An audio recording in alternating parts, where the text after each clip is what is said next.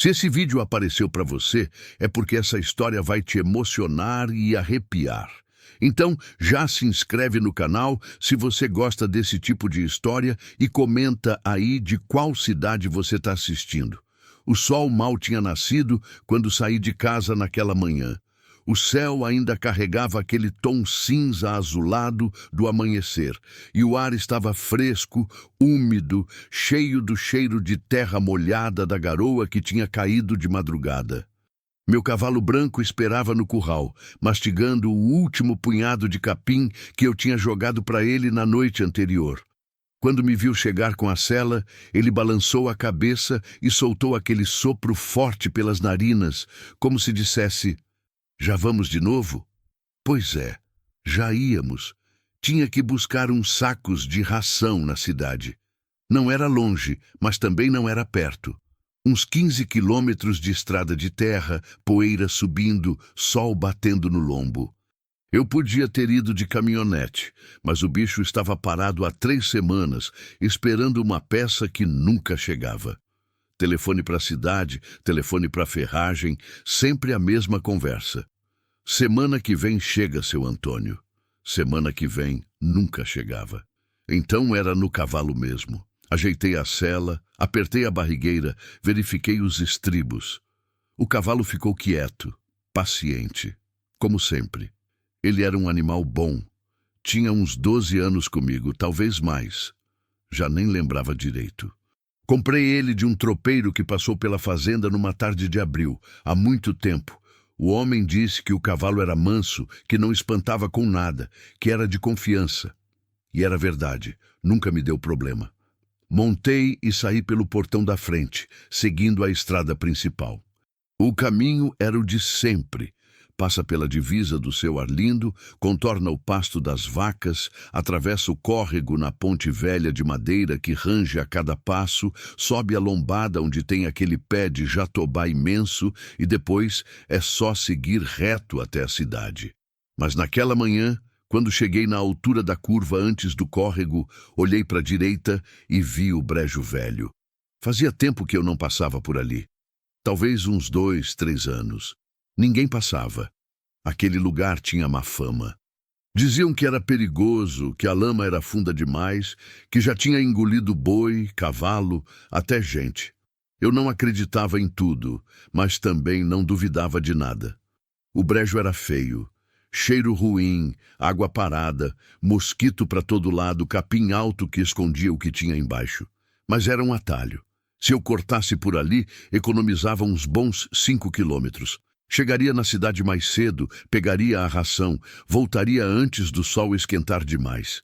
Fazia sentido. Puxei as rédeas e virei o cavalo para a direita. Ele hesitou. Só um segundo, mas hesitou. "Vamos, menino." Falei, dando um toque leve com o calcanhar. Ele obedeceu, mas senti que não estava confortável. As orelhas dele ficaram em pé, atentas, girando para todos os lados como antenas captando sinais que eu não conseguia perceber. Isso me deixou alerta também. Animal não fica nervoso à toa. Entramos no brejo. O som mudou na mesma hora. Lá fora, na estrada, tinha o canto das cigarras, o pio dos pássaros, o vento nas árvores. Aqui dentro era diferente. O silêncio era estranho, pesado, como se o ar fosse mais denso. O capim alto batia nas minhas pernas e nas patas do cavalo, molhado, grudento. O cheiro de podridão era forte, aquele cheiro de folha apodrecendo, de água parada há tempo demais, de coisa esquecida. Seguimos devagar. Eu conhecia cada palmo daquela terra, ou pelo menos achava que conhecia. Tinha crescido ali, tinha andado por todo o canto quando era menino, antes de a vida ficar pesada, antes de as coisas mudarem. Mas o brejo parecia diferente agora. Talvez fosse a idade, talvez fosse o tempo que tinha passado, talvez fosse só impressão. O cavalo pisava com cuidado, testando o chão antes de colocar o peso. Boa decisão. A lama era traiçoeira. Em alguns pontos parecia firme, mas bastava pisar errado para afundar até o joelho. Já tinha visto isso acontecer. Uma vez, Quando eu tinha uns 15 anos, um bezerro se perdeu aqui dentro. Achamos ele 3 dias depois, preso na lama até a barriga, fraco demais para sair sozinho. Tivemos que usar corda, cavalo, 4 homens puxando. O bicho sobreviveu, mas nunca mais foi o mesmo. Continuamos avançando. O sol começava a subir, mas ali dentro a luz era filtrada, verde, estranha. As árvores ao redor eram retorcidas, cobertas de musgo e cipó. Tudo parecia velho, cansado, largado. Foi então que o cavalo parou. Do nada, travou as 4 patas no chão, o corpo inteiro ficou rígido, as orelhas viraram para frente, todas as atenções focadas em algo que eu ainda não tinha visto. "Que foi, menino?" Perguntei, tentando acalmá-lo com a mão no pescoço. Ele não se mexeu. Puxei as rédeas de leve, nada, puxei com mais força. Ele recuou um passo, mas não avançou. Isso não era normal. Ele nunca tinha feito isso antes. Desci do cavalo devagar, segurando as rédeas com firmeza. Ele estava respirando forte, as narinas dilatadas, o peito subindo e descendo rápido demais. Passei a mão no pescoço dele, sentindo o pelo molhado de suor. "Calma, calma", murmurei. "O que você está sentindo?" Ele bufou e bateu o casco no chão, jogando lama para o lado. Foi aí que eu percebi o silêncio. Não era um silêncio comum, era um silêncio que pesava, como se o brejo inteiro estivesse segurando a respiração, esperando alguma coisa acontecer. Não tinha canto de cigarra, não tinha vento, não tinha nada. Só aquele vazio sonoro que machucava os ouvidos. E então, bem baixinho, quase imperceptível, eu ouvi um choro, fraco, curto, um som pequeno que parecia estar se apagando. Meu coração acelerou. Olhei em volta, tentando identificar de onde vinha. O capim era alto demais. Não dava para ver nada além de verde e lama. O choro veio de novo, um pouco mais forte dessa vez, mas ainda frágil, desesperado. Era um bebê.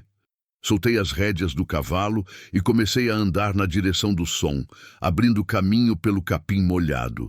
Minhas botas afundavam na lama a cada passo, fazendo aquele barulho de sucção. O cheiro de podridão ficava mais forte. Mosquitos zuniram ao redor da minha cabeça. Afastei eles com a mão e continuei. O choro estava mais perto agora. Empurrei o capim com as 2 mãos e senti meu estômago virar quando a visão se abriu na minha frente. Uma mulher estava amarrada numa cerca velha de arame farpado. Os pulsos dela sangravam onde o arame cortava fundo na pele. O rosto estava coberto de poeira, suor seco e mosquitos que não paravam de pousar. O corpo pendia num ângulo estranho, pesado, como se ela tivesse desistido de lutar fazia tempo. Os pés descalços estavam afundados na lama, sujos, arranhados, machucados. A roupa rasgada pendia do corpo magro e havia marcas, roxas, vermelhas, recentes, espalhadas pelos braços, pelas pernas, pelo pescoço. Ela estava desacordada. Talvez desmaiada de dor, talvez de fome, talvez de desespero. Mas o pior não era isso. Ao lado dela, no chão lamacento, havia uma cesta velha de palha. E dentro da cesta, um bebê. Um bebê vivo, chorando fraco, tremendo, com o rosto vermelho e inchado de tanto chorar. O paninho que envolvia o corpinho estava encharcado de orvalho e lama. Os olhos estavam fechados com força, a boquinha aberta num choro silencioso que mal tinha força para sair. E protegendo a cesta, posicionada em círculo ao redor dela como um guardião improvável, estava uma capivara. Velha, grande, forte. O corpo dela era marcado por cicatrizes antigas. Cortes, mordidas, marcas de brigas passadas. A pelagem estava gasta em alguns pontos, revelando a pele dura por baixo. Ela respirava pesado, mas firme, os olhos pequenos e escuros fixos em mim com uma intensidade que eu nunca tinha visto num animal. Atrás dela, meio escondido, estava um filhote. Pequeno, assustado, imitando a postura da mãe. Quando dei mais um passo, a capivara velha rosnou. Não era um som agressivo, era um aviso, Um aviso claro: não chegue perto. Parei na hora e levantei as mãos devagar, mostrando que não era uma ameaça. Calma, menina, disse baixinho. Eu vim ajudar. Ela não se mexeu. Continuou me encarando, a respiração pesada enchendo o silêncio do brejo. O bebê chorou de novo, um som tão fraco que quase não saiu. A capivara olhou para a cesta. Depois olhou para a mulher amarrada. Depois olhou para mim de novo. E naquele olhar, eu vi algo que me arrepiou dos pés à cabeça. Não era só instinto animal, era compreensão, era súplica, era um pedido claro. Faça alguma coisa. Eu fiz o que pude. Agora é com você. O brejo ficou ainda mais silencioso, e eu soube naquele momento que minha vida tinha acabado de mudar para sempre. Fiquei parado ali, as mãos ainda levantadas, os olhos fixos naquela capivara velha que me encarava com uma intensidade que não deveria existir num animal. O coração batia forte no meu peito, não de medo, mas de algo que eu não conseguia nomear. Era como se o tempo tivesse parado naquele pedaço esquecido do brejo, como se o mundo inteiro tivesse se reduzido àquele momento. Eu, a mulher amarrada, o bebê chorando fraco e aquele animal imenso fazendo guarda. O vento não soprava. As cigarras não cantavam. Até os mosquitos pareciam ter recuado. Calma, repeti, mais para mim mesmo do que para ela. Calma, menina, eu não vou machucar ninguém. A capivara continuou me observando. Não recuou, mas também não avançou. O filhote atrás dela se mexeu um pouco, curioso, mas a mãe soltou um som baixo na garganta e ele ficou quieto na hora. Era impressionante ver aquilo. A disciplina, a proteção, o instinto maternal tão forte que tinha se estendido a um bebê humano que nem era dela. Dei mais um passo, devagar, testando a reação. Ela rosnou de novo, mas dessa vez foi diferente. Não era ameaça pura. Era aviso misturado com cansaço, como se dissesse: eu não quero brigar, mas vou brigar se for preciso. Eu sei, menina, murmurei. Eu sei que você está cansada. Eu sei que você passou a noite inteira aqui protegendo eles, mas agora eu preciso que você confie em mim. Parece loucura falar com um animal assim, como se ele pudesse entender cada palavra. Mas naquele momento não parecia.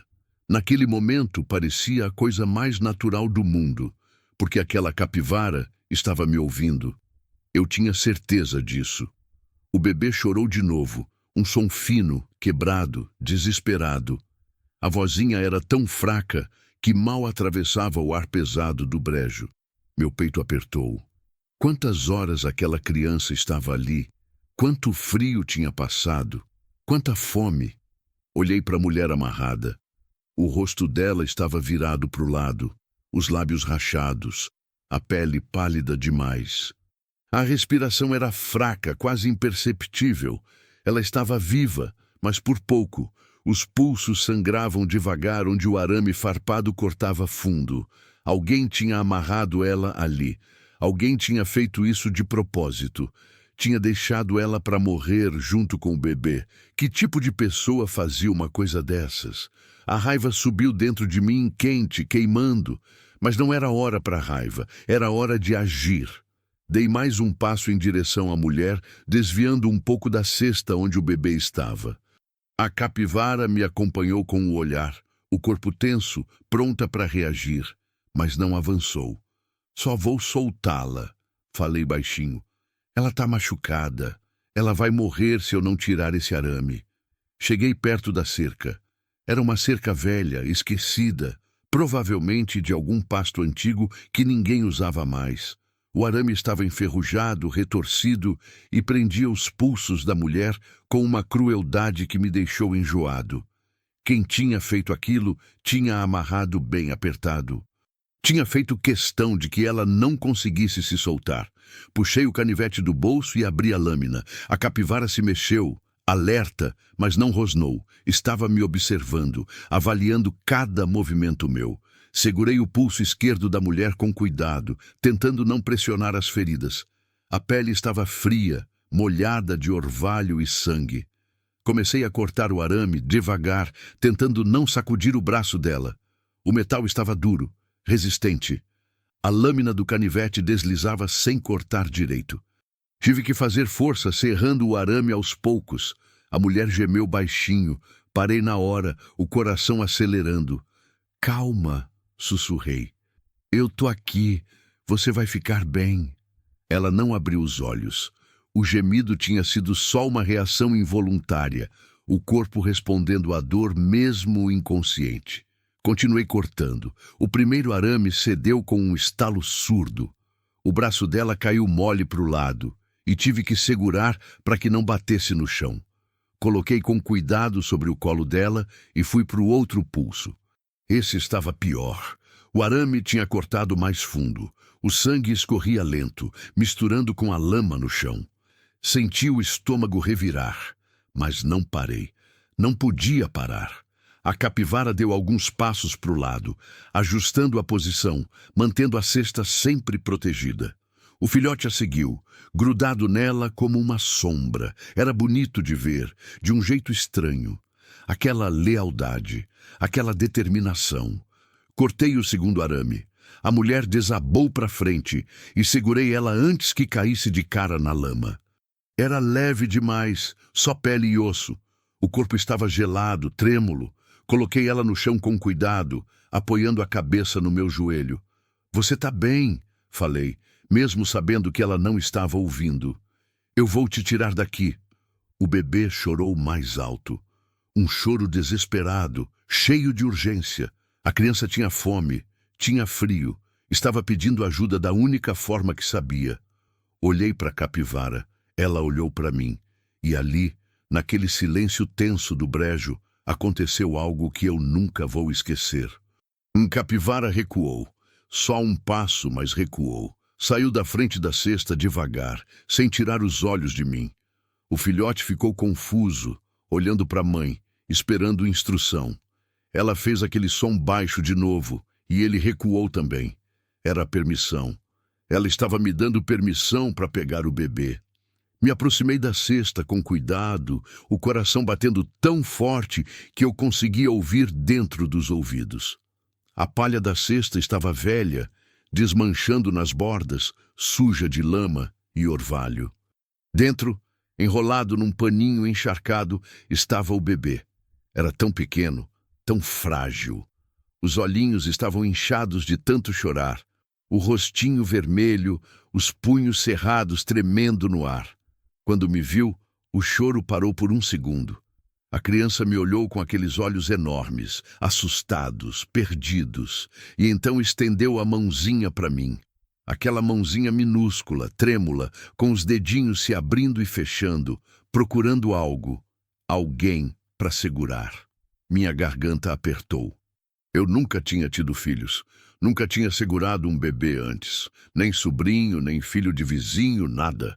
Minha vida tinha sido só trabalho, solidão, rotina, mas naquele momento, quando aqueles dedinhos minúsculos se fecharam em volta do meu dedo mindinho com uma força que não deveria existir numa coisa tão pequena, alguma coisa dentro de mim quebrou.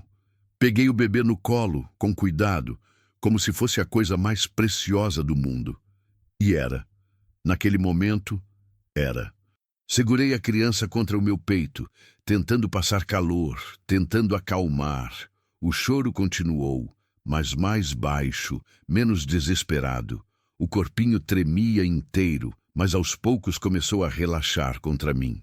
Olhei para a capivara. Ela tinha se afastado mais um pouco, observando. O filhote estava ao lado dela, imitando cada movimento. E então, a capivara velha fez algo que me arrepiou inteiro. Ela abaixou a cabeça. Não foi um movimento qualquer. Foi uma reverência. Um gesto de quem tinha cumprido sua missão e agora estava passando a responsabilidade adiante. O filhote imitou o gesto, abaixando a cabecinha também. Fiquei ali parado, segurando o bebê, olhando para aquele animal que tinha feito o que nenhum ser humano tinha feito. Tinha protegido uma vida inocente a noite inteira, sem pedir nada em troca, sem esperar reconhecimento, só porque era a coisa certa a fazer. Obrigado. falei, e minha voz saiu rouca, embargada. Obrigado, menina. Você salvou essa criança. Você salvou ela. A capivara me olhou mais uma vez, aqueles olhos pequenos e escuros me estudando, me avaliando. E então, satisfeita com o que viu, virou e começou a andar em direção à água. O filhote a seguiu, olhando para trás uma última vez antes de desaparecer no capim alto. O silêncio voltou. Mas agora era diferente. Não era mais aquele silêncio pesado, estranho, sufocante. Era um silêncio de alívio, de missão cumprida. Olhei para a mulher caída no chão. Olhei para o bebê no meu colo. Olhei para o brejo ao redor, aquele lugar esquecido, perigoso, que ninguém atravessava. E entendi. Se eu não tivesse decidido cortar caminho naquela manhã, se eu tivesse seguido pela estrada normal como sempre fazia, se eu tivesse ignorado o impulso de economizar 5 quilômetros, eles teriam morrido. Os dois.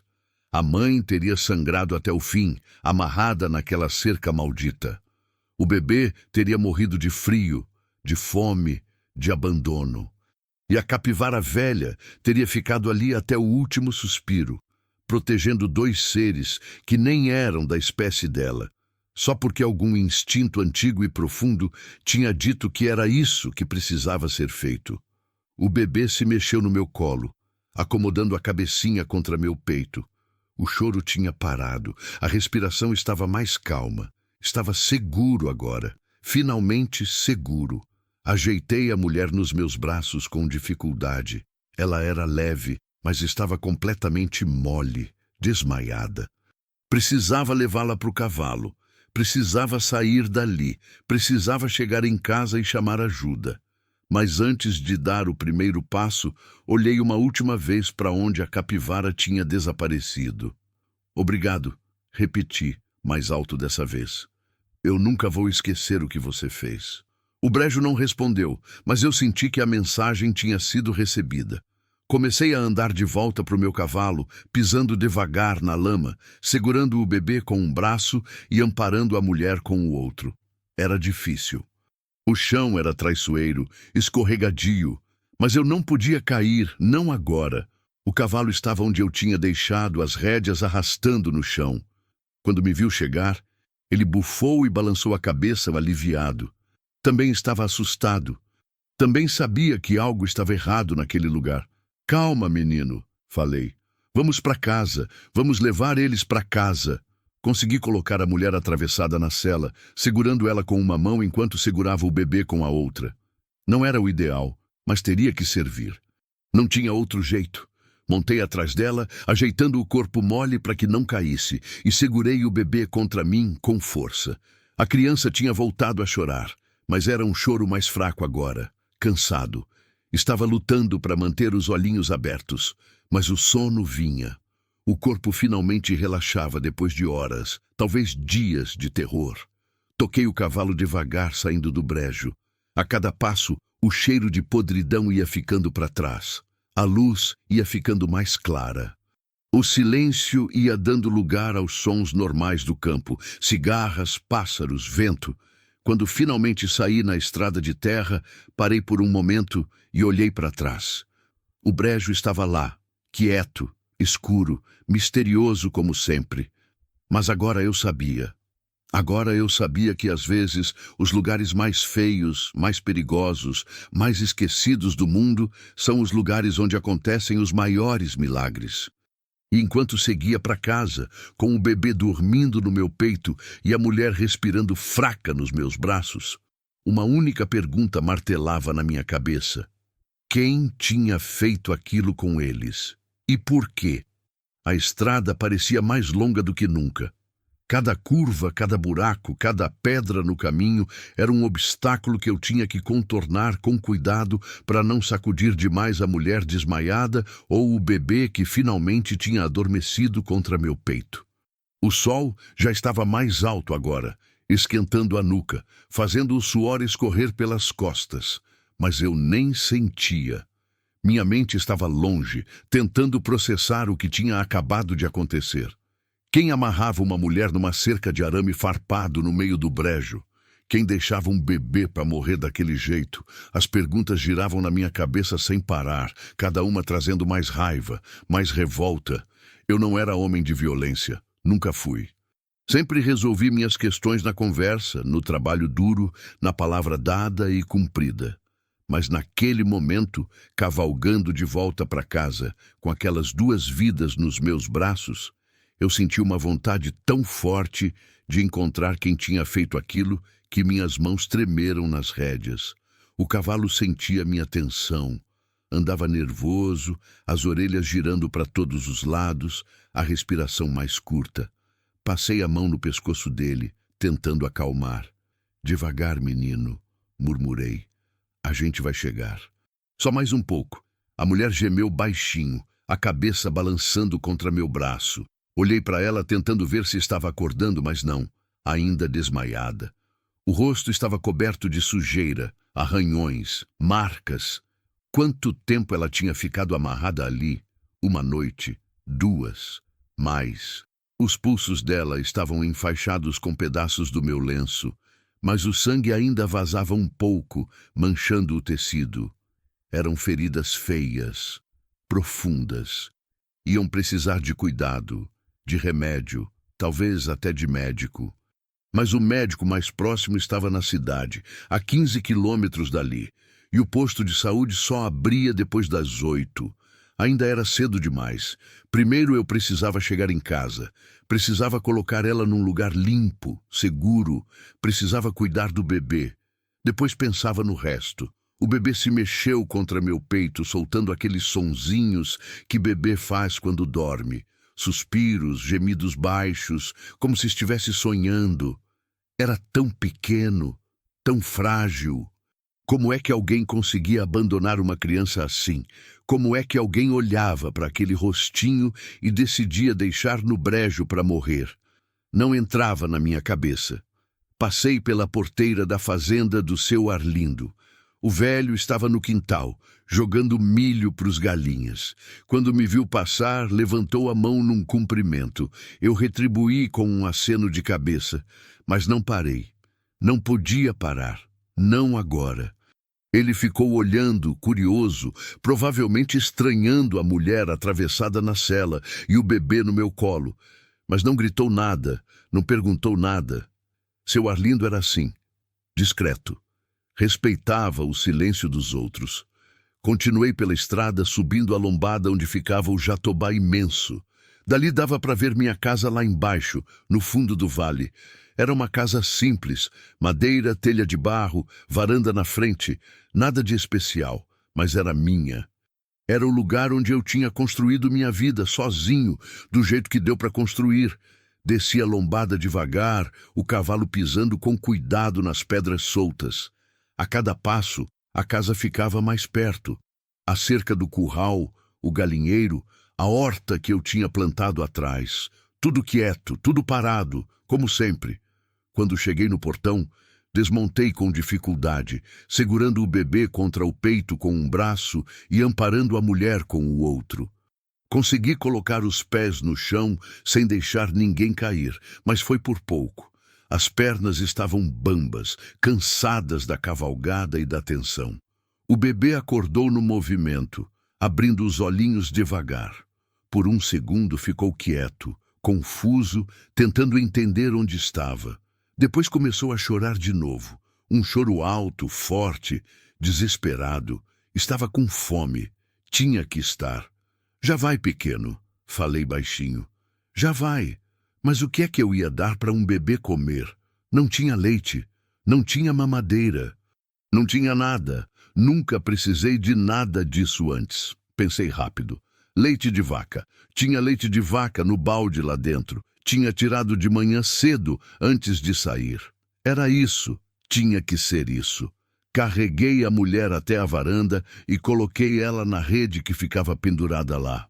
Ela gemeu quando o corpo tocou o tecido, mas não acordou.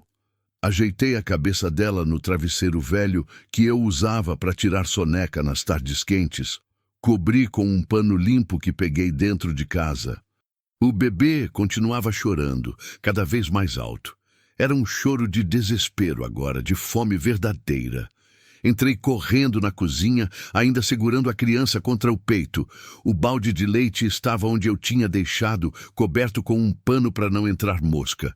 Peguei uma caneca limpa, enchi até a metade, testei a temperatura com o dedo. Estava frio. Bebê não podia tomar leite frio. Acendi o fogão a lenha, ainda tinha brasa da manhã, e coloquei a caneca em cima da chapa para esquentar um pouco. Ficava ali parado, balançando o bebê no colo, tentando acalmar o choro que não parava. Calma, calma, repetia. Já vem a comida. A criança me olhava com aqueles olhos enormes, cheios de lágrima, a boquinha aberta no choro, a carinha vermelha. Era um sofrimento ver aquilo, um sofrimento que apertava o peito e fazia a garganta apertar. O leite esquentou. Tirei a caneca do fogo, testei de novo. Estava bom. Morno, não muito quente, não muito frio. Mas como é que eu ia fazer o bebê tomar? Não tinha mamadeira, não tinha bico, não tinha nada. Olhei em volta, procurando algo que servisse. Meus olhos pararam num pano de prato limpo pendurado no prego. Peguei ele, dobrei num canto, molhei no leite e levei até a boquinha do bebê. A criança abocanhou o pano na hora, sugando com força, desesperada. O leite escorria pelo cantinho da boca, mas ela estava bebendo. Estava comendo. O choro parou. Fiquei ali, parado no meio da cozinha, segurando o bebê com um braço e o pano molhado com a outra mão, deixando a criança sugar até não conseguir mais. Molhava de novo, levava de novo para a boca. Molhava, levava, molhava, levava. Aos poucos, o corpinho começou a relaxar. A fome estava sendo saciada. Os olhinhos começaram a fechar, pesados de cansaço e alívio. Quando o bebê finalmente largou o pano e encostou a cabecinha no meu ombro, soltando um suspiro fundo, senti algo dentro de mim amolecer. Era uma sensação estranha. Uma mistura de alívio, de preocupação, de responsabilidade que eu nunca tinha sentido antes. Olhei pela janela. A mulher continuava na rede, imóvel. Precisava cuidar dos ferimentos dela. Precisava limpar o sangue, passar remédio, ver se não tinha mais machucado além dos pulsos. Coloquei o bebê numa caixa de papelão que forrei com panos limpos. Era o melhor que eu tinha no momento. A criança estava tão cansada que nem acordou quando soltei ela. Respirava fundo, finalmente em paz. Peguei água limpa, panos, a garrafinha de álcool que eu guardava para o caso de algum corte e voltei para a varanda. A mulher estava do mesmo jeito, desmaiada, pálida, respirando fraco. Comecei pelos pulsos. Tirei os pedaços de lenço que tinha usado no brejo e quase vomitei quando vi o estrago. O arame tinha cortado fundo. Dava para ver o músculo em alguns pontos. Ia deixar cicatriz, ia deixar marca para o resto da vida. Limpei com cuidado, passando o pano molhado devagar, tirando a sujeira, o sangue seco, a lama. Ela gemeu algumas vezes, o rosto se contorcendo de dor, mas não acordou. Era melhor assim. Melhor que ficasse dormindo enquanto eu cuidava dos ferimentos. Passei álcool. Enfaixei com tiras de pano limpo que rasguei de um lençol velho. Não era o ideal, mas teria que servir. Depois olhei para o resto do corpo. Havia arranhões nos braços, nas pernas, roxos no pescoço, nas costelas. Parecia que ela tinha sido espancada antes de ser amarrada no brejo. Quem tinha feito aquilo não tinha só abandonado ela. Tinha machucado, tinha batido, tinha torturado. A raiva voltou, quente e forte. Continuei limpando devagar, com cuidado, tratando cada ferimento como se fosse o mais importante do mundo. Porque era. Porque aquela mulher era importante. Aquele bebê era importante. E agora eles eram minha responsabilidade. Quando terminei, cobri ela com um cobertor leve e fiquei ali parado, só olhando. Quem era ela? De onde tinha vindo? Quem tinha feito aquilo com ela? E mais importante, quem ia vir atrás? Porque alguém ia vir. Tenho certeza disso. Quem amarra uma pessoa no brejo para morrer não faz isso sem motivo. Não faz isso sem planejar. Tem alguma coisa por trás, alguma história, algum perigo. Olhei em volta, para a estrada vazia, para o mato ao redor, para o céu que começava a ficar nublado. Uma tempestade vinha. Dava para sentir no ar, naquele cheiro de chuva distante, naquele vento que começava a soprar mais forte. Precisava estar preparado. Precisava proteger eles, porque agora, querendo ou não, planejando ou não, eu estava envolvido. E tinha uma sensação ruim no fundo do peito, dizendo que o pior ainda estava por vir. Voltei para a cozinha. O bebê dormia na caixa de papelão, a respiração tranquila. Peguei uma cadeira, sentei ao lado e fiquei ali, só observando aquela criaturinha frágil que tinha chegado na minha vida da forma mais inesperada possível. E pela primeira vez em muitos anos, desde que tinha ficado sozinho naquela fazenda, desde que a solidão tinha se tornado minha única companhia, senti que tinha um propósito. Tinha algo para proteger, algo para cuidar, algo que dependia de mim, e não ia deixar nada de ruim acontecer, não enquanto eu estivesse vivo. A tarde avançava devagar, arrastada, como se o tempo tivesse decidido pesar mais naquele dia. Fiquei sentado ali na cozinha, olhando o bebê dormir na caixa de papelão, ouvindo o silêncio da casa ser quebrado só pela respiração suave da criança e pelo vento que começava a bater nas janelas. Lá fora, as nuvens iam ficando cada vez mais escuras, carregadas, ameaçando uma chuva forte. O cheiro de terra molhada já começava a entrar pelas frestas, aquele cheiro característico de temporal chegando. Levantei devagar, tentando não fazer barulho, e fui até a varanda conferir a mulher. Ela continuava desmaiada na rede, o peito subindo e descendo num ritmo fraco, mas constante. O rosto dela estava mais limpo agora, depois que passei o pano molhado tirando a sujeira toda. Dava para ver melhor os traços. Era jovem, devia ter uns 20 e poucos anos, talvez 30 no máximo. O cabelo escuro estava embaraçado, cheio de folhas secas e cisco do brejo. As roupas rasgadas revelavam um corpo magro demais, marcado demais, sofrido demais. Quem era você? Pensei olhando para ela. O que foi que fizeram com você? Como se tivesse ouvido meu pensamento, ela se mexeu. Foi só um tremor, um movimento leve da cabeça, mas foi o suficiente para fazer meu coração acelerar. Dei um passo mais perto, observando. Os lábios dela se mexeram, tentando formar palavras que não saíam. A testa franziu, como se estivesse tendo um pesadelo. As mãos enfaixadas se contraíram, os dedos se fechando em punhos fracos. Calma. Falei baixinho, me aproximando mais. Você tá segura agora. Ninguém vai te machucar. Ela não abriu os olhos, mas a respiração ficou mais rápida.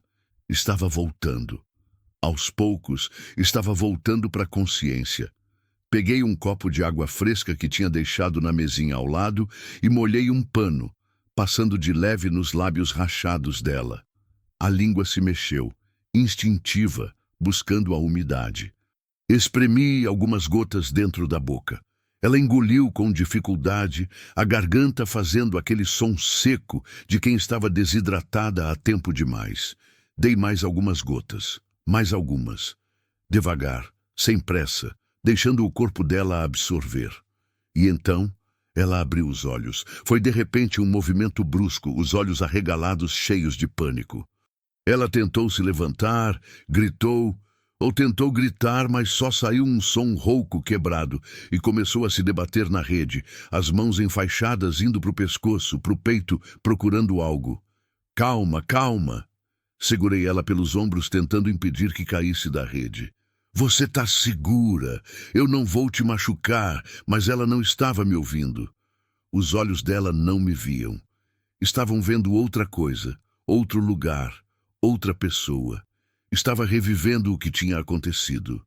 O trauma estava tão fresco, tão vivo, que tinha tomado conta de tudo. Meu bebê! A voz saiu num grito rouco, desesperado. Onde está meu bebê? O que vocês fizeram com meu bebê? Ele está bem. Falei mais alto, tentando atravessar o pânico. Seu bebê tá bem, tá aqui dentro, dormindo. Eu salvei vocês dois. As palavras levaram um tempo para chegar. Ela continuou se debatendo por mais alguns segundos, os olhos ainda vidrados naquele lugar distante de horror. Mas aos poucos, devagar, minha voz começou a penetrar. O pânico começou a diminuir, a respiração começou a desacelerar. Meu bebê tá vivo? A voz saiu num sussurro trêmulo, carregado de uma esperança tão frágil que doía ouvir. Tá vivo, tá bem. Eu dei leite para ele, limpei e coloquei para dormir. Ele tá bem. Uma lágrima escorreu pelo canto do olho dela, depois outra e outra. E de repente ela estava chorando, um choro silencioso, profundo, que sacudia o corpo inteiro. Não era choro de dor, era choro de alívio, de gratidão, de quem tinha achado que tinha perdido tudo e descobriu que ainda tinha alguma coisa. Soltei os ombros dela devagar, deixando que processasse. Ela levou as mãos ao rosto e gemeu quando os pulsos enfaixados roçaram na pele. Olhou para as mãos, como se estivesse vendo pela primeira vez, percebendo os ferimentos, as ataduras, o sangue que manchava o pano. Onde eu tô? A voz estava fraca, confusa. Na minha casa, minha fazenda. Eu te achei no brejo velho, amarrada numa cerca. Você e o bebê. Trouxe vocês dois para cá. Ela me olhou então, realmente me olhou e viu medo voltar aos olhos. Quem é você? Meu nome é Antônio, sou fazendeiro. Moro aqui sozinho, não vou te machucar. Pode ficar tranquila. O medo não saiu completamente, mas diminuiu um pouco. Ela me estudou por longos segundos, avaliando, tentando decidir se podia confiar. Finalmente, assentiu de leve com a cabeça. Eu quero ver meu filho, disse, a voz ainda trêmula, mas com uma firmeza que não tinha antes. Claro, eu vou buscar ele, mas você precisa prometer que vai ficar calma, tá? Você perdeu muito sangue, tá muito fraca. Se levantar rápido demais, vai desmaiar de novo. Ela assentiu, os olhos já procurando pela casa, tentando localizar o bebê. Entrei na cozinha e peguei a caixa de papelão com cuidado. O bebê ainda dormia, o rostinho tranquilo, os punhinhos fechados junto ao peito. Voltei para a varanda e mostrei para ela. O rosto dela se transformou. Toda a dor, todo o medo, todo o sofrimento simplesmente desapareceram por um momento, substituídos por um amor tão puro, tão intenso, que era quase físico. As lágrimas voltaram, mais fortes agora, escorrendo livre pelo rosto, enquanto ela estendia as mãos trêmulas em direção à criança. Coloquei o bebê nos braços dela, ajudando a ajeitá-lo contra o peito. A criança se mexeu, sentindo o calor da mãe, e se acomodou com um suspiro satisfeito. Meu menino, ela sussurrou, beijando a testa do bebê repetidas vezes. Meu menino, você tá vivo, você tá bem. Dei um passo para trás, deixando que tivessem aquele momento. Era algo íntimo, sagrado até. Não era para eu estar vendo, mas também não podia deixá-la sozinha. Não ainda. Não sabendo o que sabia. Ficamos assim por um tempo. Ela segurando o filho, chorando baixinho. Eu parado ali perto sem saber direito o que fazer, o que falar. O vento continuava aumentando lá fora. As primeiras gotas de chuva começaram a bater no telhado, devagar, espaçadas, anunciando o temporal que vinha. Finalmente ela levantou os olhos para mim. Estavam vermelhos de tanto chorar, mas havia algo mais ali agora. Uma determinação, uma força que não tinha antes. Obrigada, disse, e a palavra saiu carregada de tanto sentimento que pesou no ar. Obrigada por salvar meu filho. Obrigada por nos salvar. Não precisa agradecer.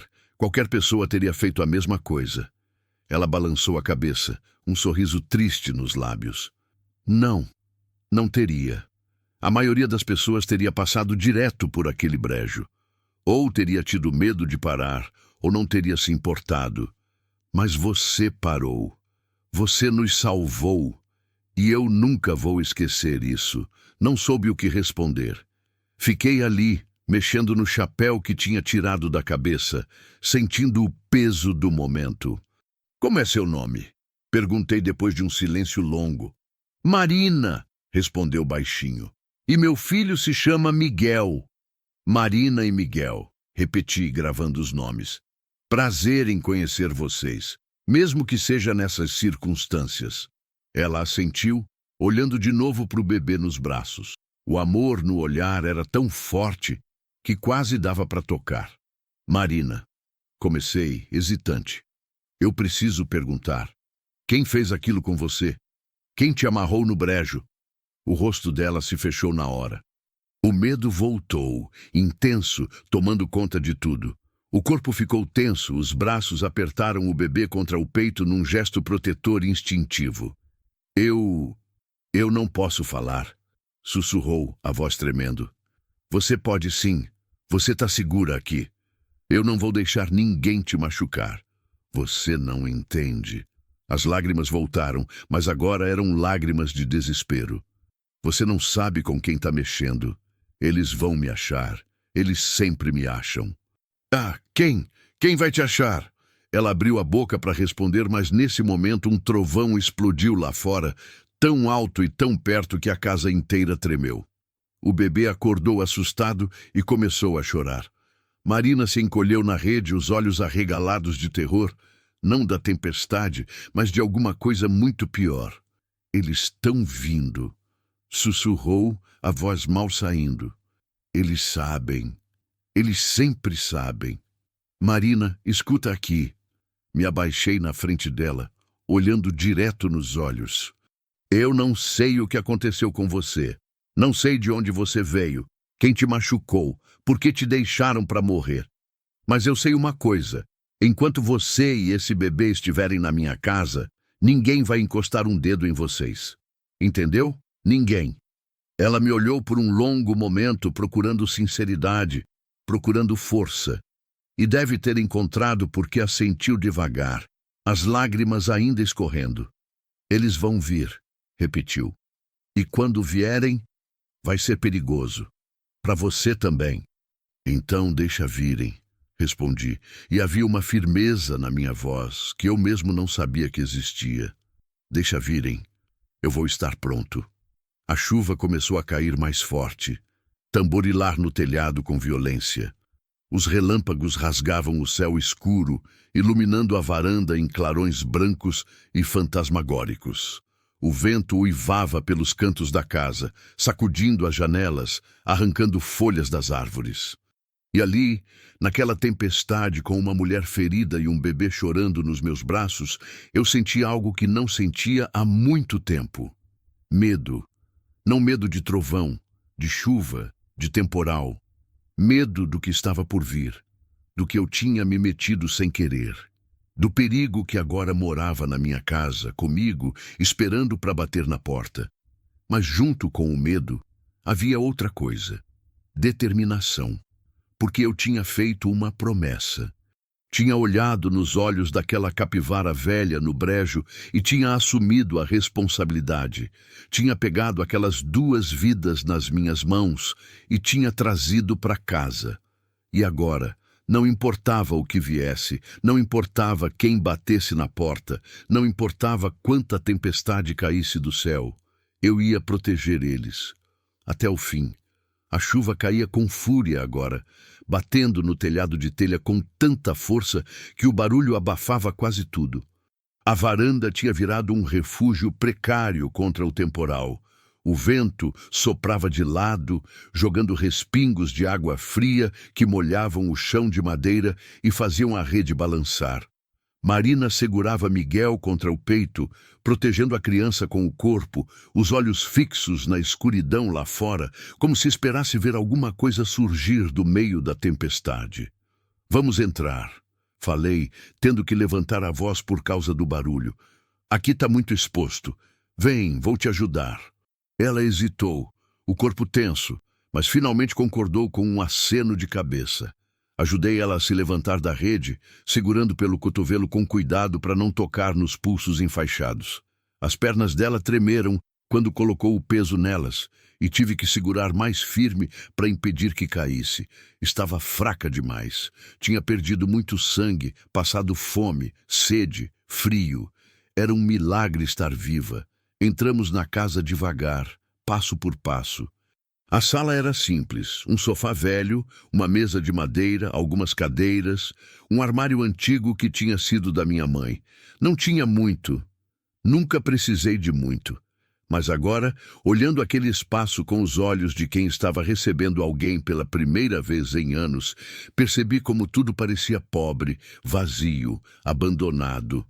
Ajeitei Marina no sofá, colocando almofadas atrás das costas para deixar ela mais confortável. Miguel tinha parado de chorar e estava olhando em volta com aqueles olhos enormes de bebê, curioso com um ambiente novo. Era incrível como ele já parecia mais forte, mais vivo, do que quando tinha pego ele naquela cesta velha no brejo. Comida e calor fazem milagre numa criança. Você precisa comer alguma coisa. Falei, indo para a cozinha. Tem que recuperar as forças. Eu não sei se consigo. A voz dela saiu fraca. O estômago tá revirado. Mesmo assim, tem que tentar. Vou fazer um caldo leve. Você precisa de comida, Marina. Seu corpo precisa. Acendi o fogão de novo e coloquei água para ferver numa panela velha.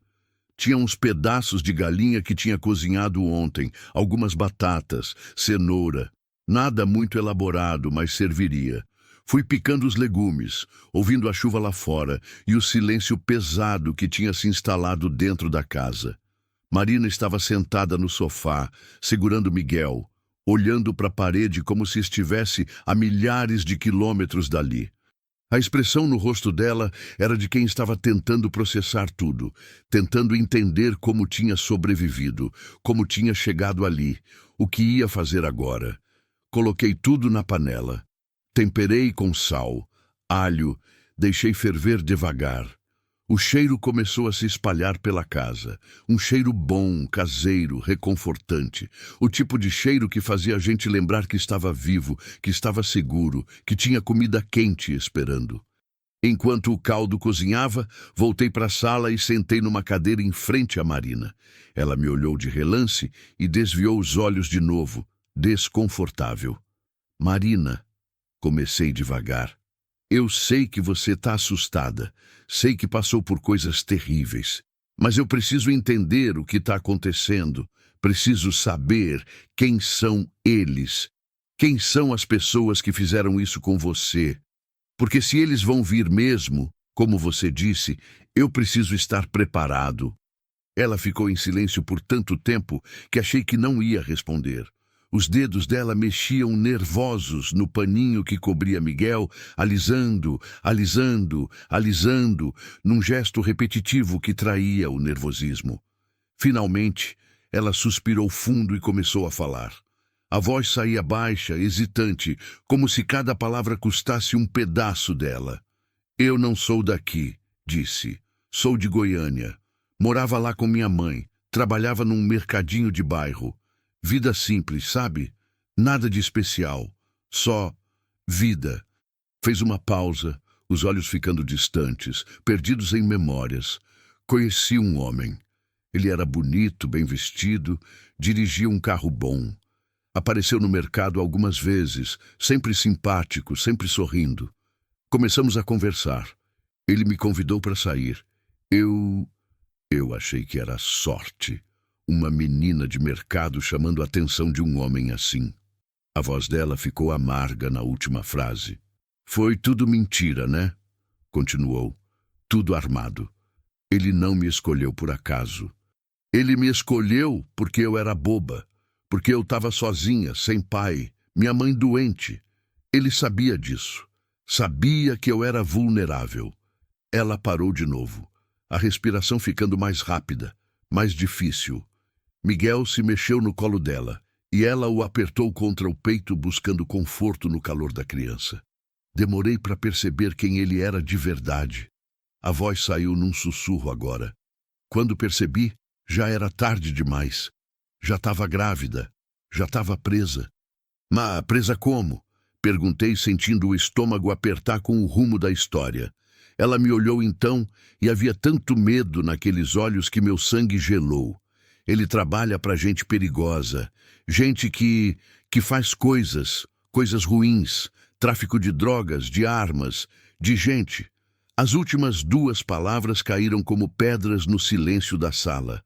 Quando descobri que estava grávida, achei que ele ia ficar feliz. Achei que ia mudar alguma coisa, mas foi o contrário. Ele ficou furioso. Disse que eu tinha arruinado tudo, que um bebê ia atrapalhar os planos dele. Quis que eu tirasse. A voz dela quebrou. As lágrimas começaram a escorrer de novo. Eu me recusei. Falei que não ia fazer isso, que era meu filho, que eu ia criar sozinha se precisasse. Ele ficou violento, me bateu, me trancou dentro de casa. Disse que se eu tentasse fugir, ele matava minha mãe. Senti a raiva subir dentro de mim de novo, quente e sufocante. Que tipo de homem fazia isso? Que tipo de monstro ameaçava uma mulher grávida, a própria mãe dela? Fiquei presa por meses. Marina continuou, a voz monótona agora, como se estivesse contando a história de outra pessoa. Minha mãe achava que eu tinha fugido com ele, que estava vivendo a vida boa. Não sabia de nada. Ele não deixava eu falar com ela. Não deixava eu falar com ninguém. E o bebê? Perguntei. Você teve ele lá? Ela assentiu, as lágrimas caindo mais rápido agora. Tive sozinha. Ele nem estava lá. Deixou uma mulher comigo, uma mulher velha que não falava quase nada, só ficou lá para ter certeza que o bebê nascia. Quando Miguel nasceu, quando ouvi ele chorar pela primeira vez, senti uma força que nem sabia que existia em mim. Uma vontade de proteger, de lutar, de fazer qualquer coisa para manter aquele bebê seguro. Ela beijou a testa de Miguel, os lábios tremendo. Ele voltou no dia seguinte. Olhou para o bebê como se fosse lixo. Falou que eu tinha uns dias para me recuperar e depois ele ia resolver o problema. Não disse como. Não precisava. Eu sabia o que ele queria dizer. Meu Deus do céu! Então você fugiu. Não era pergunta, era constatação. Tentei. Consegui sair da casa numa noite que ele bebeu demais e desmaiou no sofá. Peguei Miguel, algumas roupas e saí correndo. Não sabia para onde ir. Só sabia que precisava sair de Goiânia, ficar longe. Peguei carona com um caminhoneiro que ia para o interior. Ele era gente boa, me deixou numa cidadezinha, me deu até um dinheiro. Fiquei lá alguns dias tentando pensar no que fazer. A chuva lá fora tinha diminuído um pouco, mas o vento continuava forte, assobiando pelas frestas da casa. Mas eles me acharam. A voz dela ficou ainda mais baixa. Não sei como. Não sei quem falou. Mas 3 dias depois eles apareceram. 2 homens. Eu estava num quartinho alugado, tentando dar banho no Miguel, quando ouvi a batida na porta. Soube na hora que eram eles. Pulei pela janela dos fundos com o bebê nos braços, corri para o mato e eles te perseguiram. Sim, a noite inteira. Eu corria, me escondiam, corria de novo. Miguel chorava e eu tinha que abafar o choro com a mão, com medo que eles ouvissem. Foi a noite mais longa da minha vida. Ela parou, tremendo agora, o corpo inteiro sacudindo com as lembranças. De manhã cedo, pensei que tinha conseguido. Tinha entrado num brejo, um lugar horrível, mas achei que eles não iam entrar lá. Coloquei Miguel numa cesta velha que achei, tentei descansar só um pouco, mas eles me acharam mesmo assim. A voz saiu num soluço agora. Me pegaram, me bateram, disseram que eu ia servir de exemplo, que iam deixar eu e o bebê morrerem ali, que os bichos do brejo iam dar conta do serviço. Me amarraram na cerca, pegaram a cesta com o Miguel e colocaram ali perto, longe o suficiente para eu não conseguir alcançar. Disseram que a última coisa que eu ia ver antes de morrer era meu filho morrendo de fome. O choro dela ficou mais forte. Miguel começou a chorar junto, sentindo a angústia da mãe. Mas então aquela capivara apareceu, saiu de dentro d'água com o filhote atrás. Olhou para mim, olhou para o bebê e ficou, simplesmente ficou. Fez um círculo em volta da cesta, rosnou quando algum bicho tentava se aproximar. Ficou a noite inteira, protegendo meu filho, protegendo a gente. Ela me olhou com aqueles olhos vermelhos de tanto chorar, cheios de uma gratidão e de um espanto que nunca iam desaparecer. E então você apareceu. Você e seu cavalo branco, como se fosse algum tipo de milagre. Como se Deus tivesse mandado você para nos salvar. Não soube o que dizer. Fiquei ali sentado, digerindo tudo que tinha acabado de ouvir. A história era pior do que eu imaginava. Muito pior. E o perigo era real. Os homens que tinham feito aquilo não iam simplesmente desistir. Iam voltar, iam procurar. E quando descobrissem que Marina e o bebê não tinham morrido no brejo, eles vão vir aqui, falei, mais para mim mesmo do que para ela. Quando descobrirem que vocês não estão mais lá, vão começar a procurar. Vão bater de porta em porta, vão perguntar para as pessoas. E mais cedo ou mais tarde vão descobrir que um fazendeiro passou pelo brejo com uma mulher e um bebê. Marina assentiu, o medo estampado no rosto. Por isso eu não posso ficar. Preciso ir embora. Hoje ainda, antes que escureça, antes que eles cheguem. Ir para onde? Perguntei. Você mal consegue ficar em pé. Perdeu muito sangue, está fraca demais. E o bebê? Onde você vai conseguir comida para ele? Remédio? Cuidado? Não, Marina, você não tem condição de ir a lugar nenhum agora. Mas eu não posso ficar aqui. Eu não posso colocar você em perigo. Você não tem nada a ver com isso. Já tenho, respondi. E havia uma firmeza na minha voz que surpreendeu até a mim mesmo. No momento que eu te vi amarrada naquela cerca, no momento que eu peguei seu filho nos braços, eu já estava envolvido. E eu não vou mandar você embora sabendo que vai morrer lá fora. Não vou fazer isso. Mas eles... Deixa eles virem, interrompi. Deixa virem. Eu vou estar aqui, vou estar pronto. E eles vão ter que passar por cima de mim para chegar em vocês. O trovão explodiu lá fora de novo, sacudindo as janelas. A luz piscou, quase apagando, voltando fraca. A tempestade não tinha terminado, estava só ganhando força. E de alguma forma eu sabia que aquela tempestade lá fora era só o começo. A tempestade de verdade ainda estava por vir. Levantei e fui até o armário velho no canto da sala. Abri a gaveta de baixo e peguei a espingarda que guardava lá, embrulhada num pano oleado. Não usava ela há anos. Nem lembrava da última vez que tinha dado um tiro, mas sabia que funcionava. Mantinha ela limpa, lubrificada, pronta, mesmo sem nunca precisar usar. Marina me olhou pegar a arma, os olhos arregalados. Você sabe usar isso? Sei, respondi, verificando o cano, o gatilho, a coronha. Meu pai me ensinou quando eu era menino. Caça, proteção, essas coisas. Faz tempo que não uso, mas não é algo que se esquece. Peguei a caixa de cartuchos que guardava junto e comecei a carregar a espingarda. As mãos tremiam um pouco, de nervosismo, de adrenalina, não sei. Mas continuei.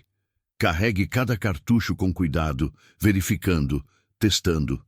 Antônio, a voz de Marina saiu num sussurro. Você não precisa fazer isso. Não precisa arriscar sua vida por nós. Olhei para ela, para aquela mulher magra, machucada, assustada, segurando um bebê nos braços. E vi algo que tinha visto no brejo, nos olhos daquela capivara velha. Vi algo que valia a pena proteger. Preciso sim, respondi, porque é a coisa certa a fazer. E porque se eu não fizer, quem vai fazer? Ela começou a chorar de novo, mas agora era diferente. Não era choro de desespero. Era choro de gratidão, de alívio, de quem tinha encontrado um porto seguro no meio da tempestade. O caldo ferveu na cozinha, o cheiro enchendo a casa. A chuva continuava caindo, mais fraca agora, mas constante. E lá fora, em algum lugar na escuridão, eu sabia que o perigo estava se aproximando, mas não importava, porque agora eu tinha algo para proteger, e ia proteger até o fim, acontecesse o que acontecesse. Servi o caldo em 2 tigelas velhas de esmaltado, aquelas que minha mãe usava quando eu era criança. Marina pegou a tigela com as mãos trêmulas, ainda segurando Miguel com um braço, e levou a colher até a boca com dificuldade. Conseguiu tomar algumas colheradas antes de parar, o rosto pálido, a respiração pesada. Estava clara a luta que o corpo dela travava, a necessidade de comida contra a náusea, o estômago revirado pelo trauma, pela dor, pelo medo que ainda não tinha passado. Devagar, falei, sentando ao lado dela. Não precisa forçar, só o que conseguir. Ela assentiu e continuou tentando, colherada por colherada, cada uma parecendo custar um esforço imenso. Miguel dormia profundamente agora, o rostinho relaxado, alheio a tudo que estava acontecendo. Era impressionante a capacidade que bebês tinham de simplesmente dormir, de desligar do mundo quando se sentiam seguros nos braços de quem amavam. A chuva tinha diminuído para uma garoa fina, constante, que tamborilava suave no telhado. A tempestade tinha passado, deixando no ar aquele cheiro forte de terra molhada, de mato lavado, de mundo renovado. Mas dentro da casa a tensão permanecia. Era quase palpável, um peso invisível que pressionava o peito, que fazia os segundos passarem devagar demais. Terminei meu caldo em silêncio, olhando pela janela para o céu, que começava a escurecer. O dia tinha passado rápido demais. Tinha saído de casa de manhã achando que ia ser só mais um dia igual aos outros. Buscar ração, voltar, cuidar dos animais, dormir.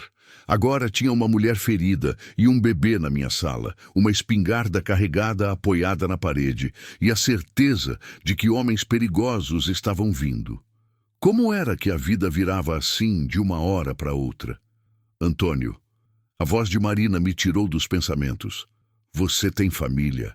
Alguém que more perto? Alguém que possa ajudar? Balancei a cabeça. Não. Moro sozinho faz uns 15 anos. Minha mãe morreu quando eu tinha 22. Meu pai tinha morrido antes, quando eu era adolescente. Não tive irmão. Nunca casei. É só eu e a fazenda. 15 anos sozinho, ela repetiu, e havia algo de triste na voz dela. Deve ser difícil, dei de ombros. A gente se acostuma. Tem os vizinhos, claro. Seu Arlindo mora uns 3 quilômetros para lá. A família do seu João fica do outro lado, uns 5 quilômetros. Mas no dia a dia, sim, é só eu.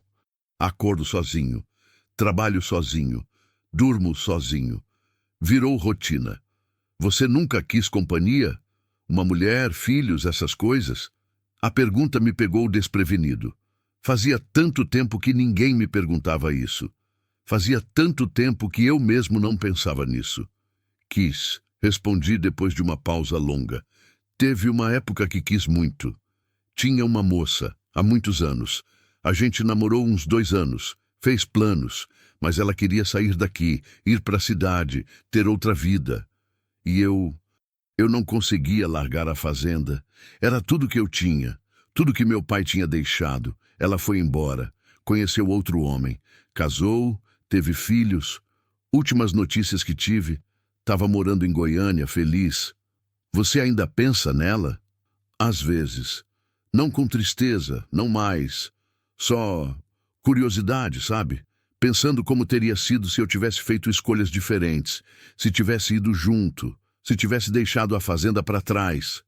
E você acha que teria sido feliz? Pensei na pergunta. Pensei de verdade. Não sei. Acho que não. Acho que eu teria passado a vida inteira sentindo falta daqui. Do silêncio, do espaço, da liberdade.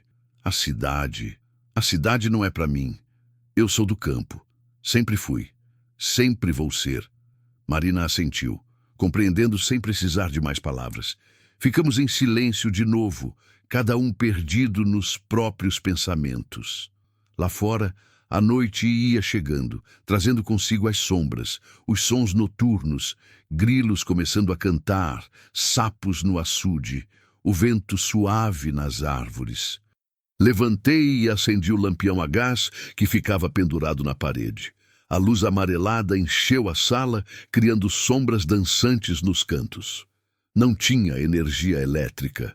Nunca achei que valia a pena puxar a fiação até aqui. Me virava bem com lampiões, com o fogão a lenha, com a simplicidade. Mas agora, olhando a luz fraca que mal iluminava a sala, desejei ter mais.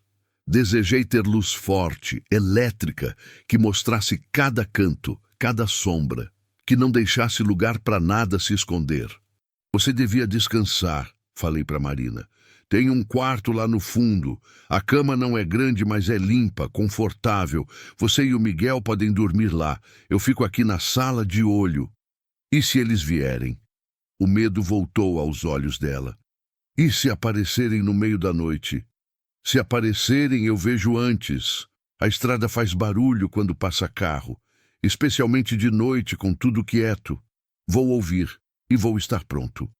Ela hesitou, claramente dividida entre a exaustão que pesava no corpo e o medo que martelava na mente. Finalmente, a exaustão venceu.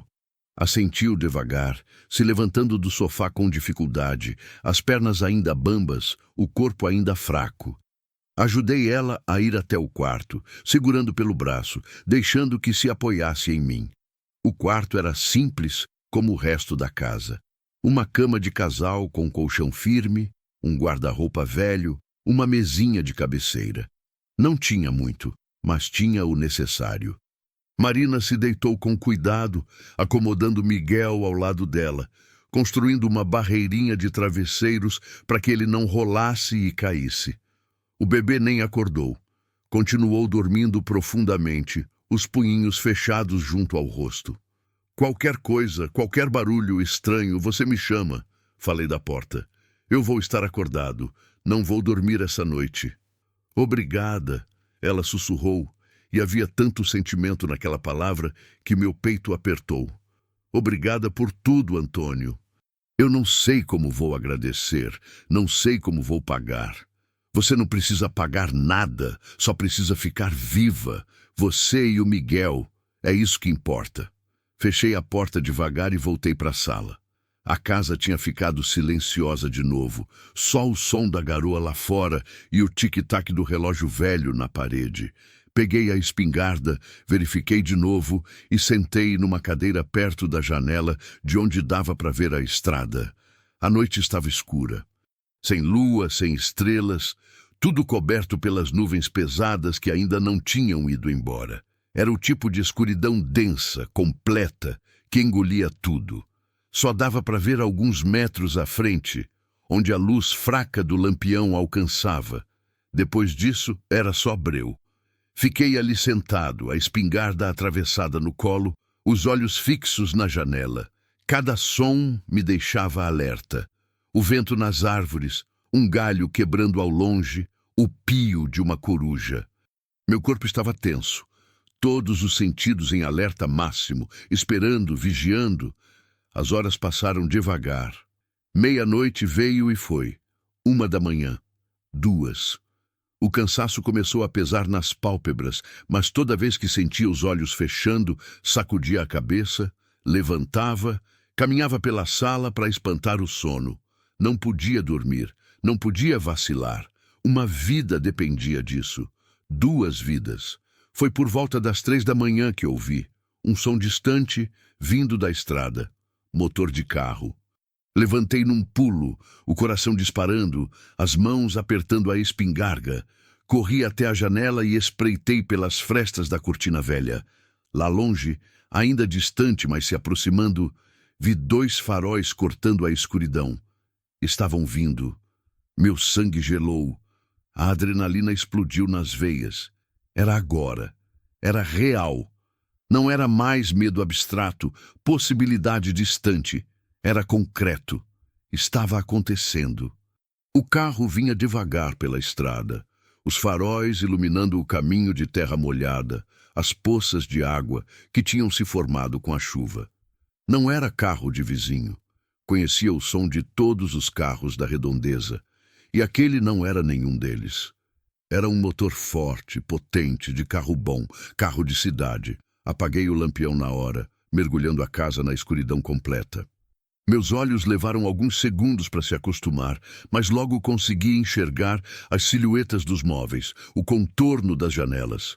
Posicionei-me ao lado da porta, a espingarda pronta, o dedo no gatilho, mas sem pressionar. Ainda, não ainda. O carro passou devagar na frente da casa. Os faróis iluminaram a varanda por um segundo, a cerca, o portão. Consegui ver que era uma caminhonete, preta ou cinza escuro, vidros fumê. Não dava para ver quem estava dentro. Não dava para ver quantos eram. O carro continuou descendo a estrada, os faróis sumindo na curva. Fiquei parado, mal respirando, esperando. Será que tinham passado direto? Será que não era eles? Será que eu tinha me enganado? Mas então, ouvi o carro parar. O motor morreu, portas se abrindo, se fechando, vozes baixas, abafadas pela distância, estavam voltando a pé. Meu Deus! Estavam voltando a pé para não fazer barulho. Corri até o quarto onde Marina dormia. Abri a porta devagar, entrei sem fazer som. Ela estava acordada. Devia ter ouvido o carro também. Os olhos dela brilhavam no escuro, cheios de terror. Eles estão aqui, sussurrei. Chegaram agora. Você fica aqui, quieta, com o bebê. Não faz barulho nenhum. Não acende luz. E se ouvir tiro, se esconde embaixo da cama com o Miguel. Entendeu? Ela assentiu, as mãos tremendo, enquanto puxava o bebê para mais perto. Miguel dormia profundamente, alheio ao perigo. Voltei para a sala, fechando a porta do quarto atrás de mim. Posicionei-me de novo ao lado da janela, espreitando pela fresta. A escuridão lá fora era completa, mas meus olhos já estavam acostumados. Conseguia ver as sombras, os contornos das árvores, a cerca, e então vi as figuras. 2 homens, vindo devagar pela estrada, mantendo-se perto das árvores, das sombras. Um deles era grande, corpulento, andava com o balanço de quem estava acostumado a intimidar. O outro era mais magro, mais rápido, se movendo como um gato na escuridão. Estavam armados. Mesmo na escuridão, consegui ver o reflexo de metal na mão de um deles. Arma de fogo. Pistola, talvez. Pararam na frente da casa, a uns 20 metros de distância. Ficaram ali parados, observando, avaliando. Um deles fez um gesto para o outro. O grandão assentiu. Começaram a se aproximar. Meu coração batia tão forte que eu conseguia ouvir nos ouvidos. O suor escorria pelas costas, apesar do frio da noite. As mãos estavam úmidas no cabo da espingarda. Respirei fundo, tentando acalmar. Precisava estar focado, precisava estar pronto. Eles chegaram no portão. O grandão colocou a mão na madeira velha, testando. O portão rangeu. Nunca tinha me incomodado com isso antes, mas agora era um som bem-vindo. Qualquer som que me avisasse da aproximação deles era bem-vindo. Entraram no quintal, devagar, cautelosos. Sabiam o que estavam fazendo.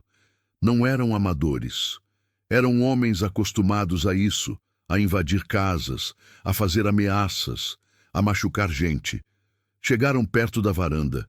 Pararam de novo. O magro fez um gesto apontando para a porta, para as janelas. Estavam decidindo como entrar.